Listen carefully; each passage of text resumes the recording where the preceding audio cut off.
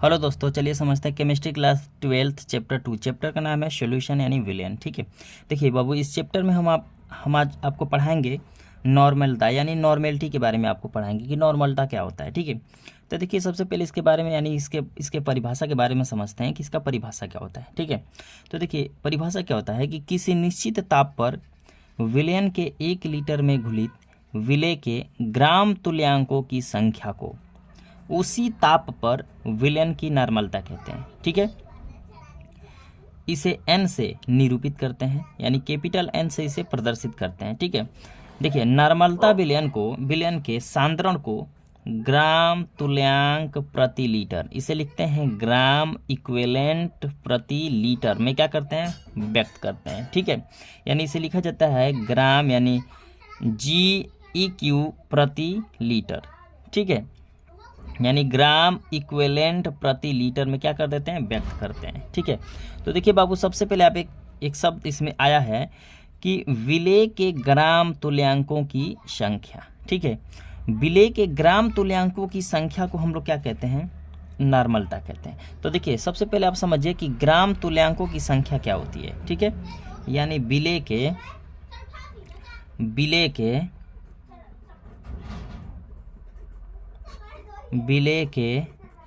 ग्राम तुल्यांकों की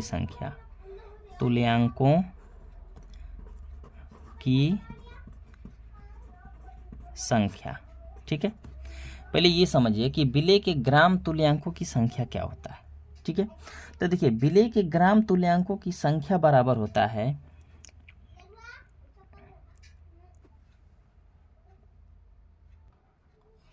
विलेय के ग्राम तुल्यांकों की संख्या बराबर क्या होता है, विलेय के भार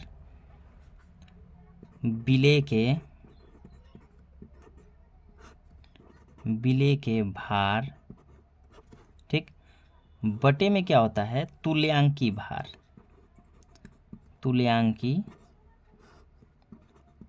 भार।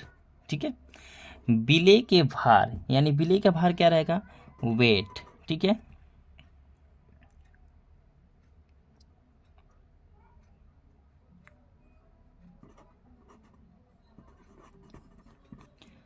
ये वेट हो गया। ठीक, तुल्यांकी भार को लिख लीजिए इक्विवेलेंट वेट। ठीक,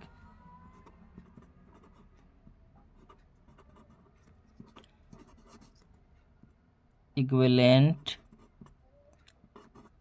वेट। ठीक, ये हो गया आपका इक्विवेलेंट वेट, यानी विलेय का भार यानी वेट, तुल्यांकी भार यानी इक्विवेलेंट वेट। ठीक है, ये विलेय के ग्राम तुल्यांकों की संख्या बराबर होता है। ठीक है, लेकिन अब एक चीज़ ध्यान रखिए, आपके नीचे दिया है तुल्यांकी भार, तो तुल्यांकी भार इक्वल क्या होता है, यानी कि इक्विवेलेंट वेट, यानी इसके लिए क्या लिखा जाता है, लिखा जाता है तुल्यांकी भार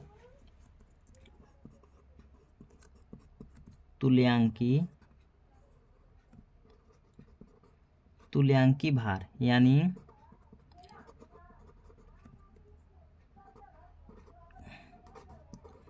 इक्विवेलेंट वेट इक्वल। ठीक है, इक्विवेलेंट वेट इक्वल क्या होता है आपका, परमाणु भार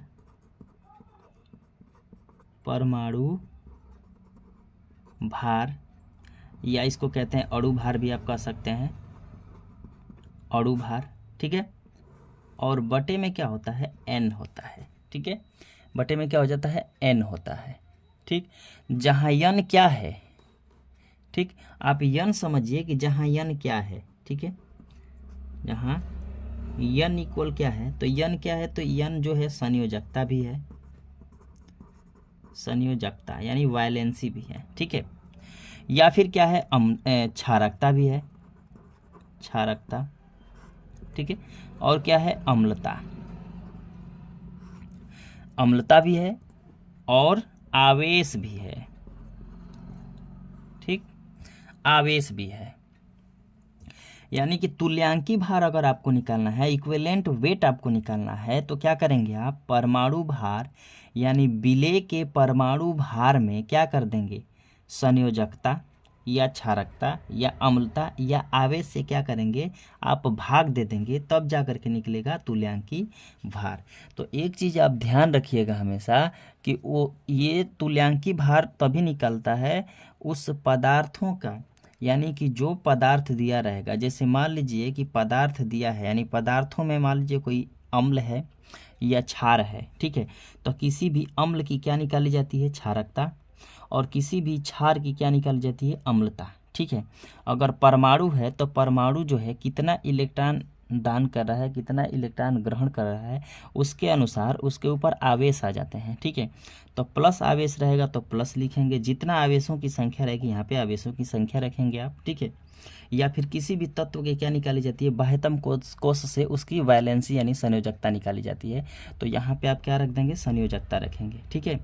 तो यन के जगह पे आप वैलेंसी यानी संयोजकता भी रख सकते हैं, किसी भी अम्ल की क्षारकता भी रखेंगे, और किसी क्षार की अम्लता भी रखेंगे, और किसी भी परमाणु का आवेश भी रखेंगे कि कितना आवेश आ रहा है, ठीक है ना।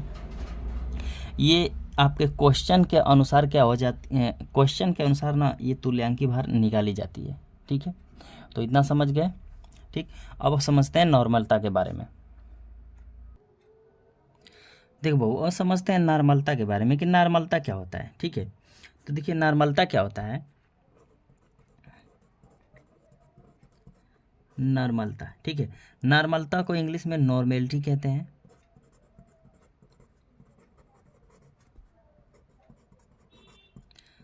इसे कैपिटल एन से प्रदर्शित किया जाता है, ठीक है।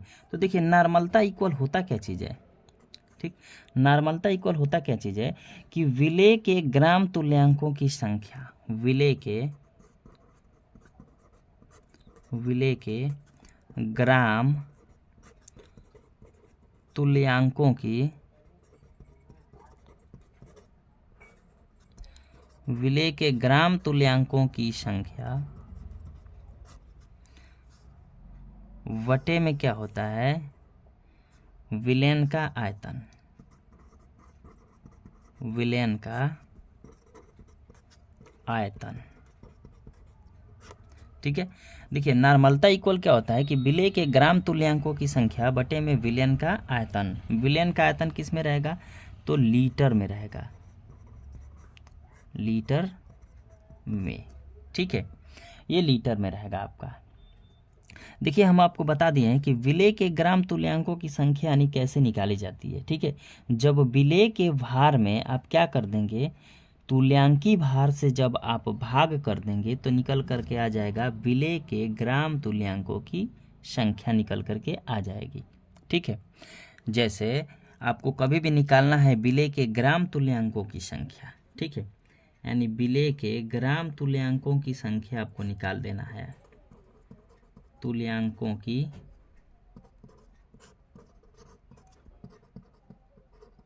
संख्या। अगर आपको विलेय के ग्राम तुल्यांकों की संख्या निकालना है तो आप क्या करेंगे कि विलेय के भार में, यानी विलेय के भार में क्या करेंगे, तुल्यांकी भार, तुल्यांकी भार को क्या कहते हैं, विलेय के भार को कहते हैं वेट, वेट यानी भार, तुल्यांकी भार को कहते हैं इक्विवेलेंट, यानी कि इसके लिए लिखते हैं ई, ठीक है। यानी कि विलेय के भार में जब तुल्यांकी भार से आप भाग दे देंगे तो निकल के आ जाएगा विलेय के तुल्यांकों की संख्या, ठीक है। तो देखिए यानी कि विलेय के ग्राम तुल्यांकों की संख्या की जगह पे हम लिख सकते हैं W/E लिख सकते हैं, ठीक है। तो यहाँ पे आप लिख दीजिए W/E, ठीक। और दिया है बटे में विलयन का आयतन, आयतन यानी वैल्यूम, तो वैल्यूम यानी V, यहाँ पे बटे में क्या लिखेंगे V, किस में रहेगा L यानी लीटर में रहेगा, ठीक है। किसके इक्वल रख रहे हैं हम, नॉर्मलता, नॉर्मलता को कैपिटल N से प्रदर्शित करते हैं, तो यहाँ पे हो जाएगा आपका capital N, capital N equal हो गया है आपका भार यानी विलेय का भार बटे में तुल्यांकी भार, और इन सभी के बटे में दिया है विलयन का आयतन, तो ये हो गया विलयन का आयतन, ठीक है।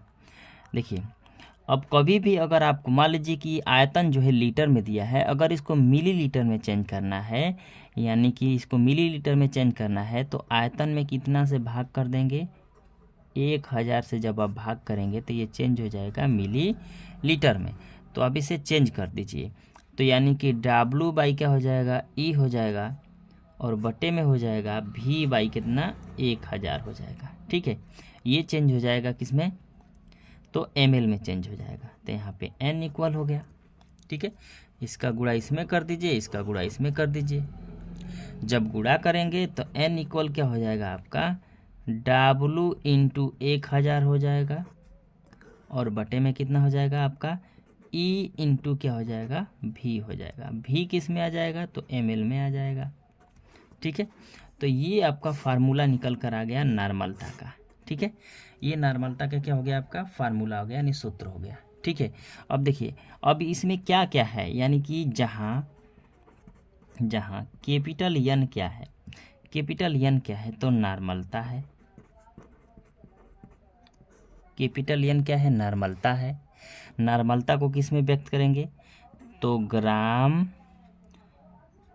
तुल्यांक प्रति लीटर में व्यक्त करेंगे। ठीक है, अब देखिए यहाँ पे स्मॉल w क्या है, तो ये है बिले का भार, बिले का भार है, किस में रहेगा, तो ग्राम में रहेगा। ठीक है, अब देखिए ये कैपिटल E क्या है, तो कैपिटल E क्या है आपका, तो तुल्यांकी भार है, तुल्यांकी भार हो गया। ठीक है, V क्या है आपका, V क्या है आपका, तो ये है आपका विलयन का आयतन, तो ये हो जाएगा विलयन का आयतन। ठीक, विलयन का आयतन। अब आयतन किस में रहता है, तो देखिए आयतन जो होता है, वॉल्यूम जो होता है 3 डायमेंशनल होता है। ठीक है ना, उसमें लंबाई, चौड़ाई और ऊंचाई होती है। तो देखिए इसमें आप सेंटर में ले रहे हैं कि मीटर ले रहे हैं,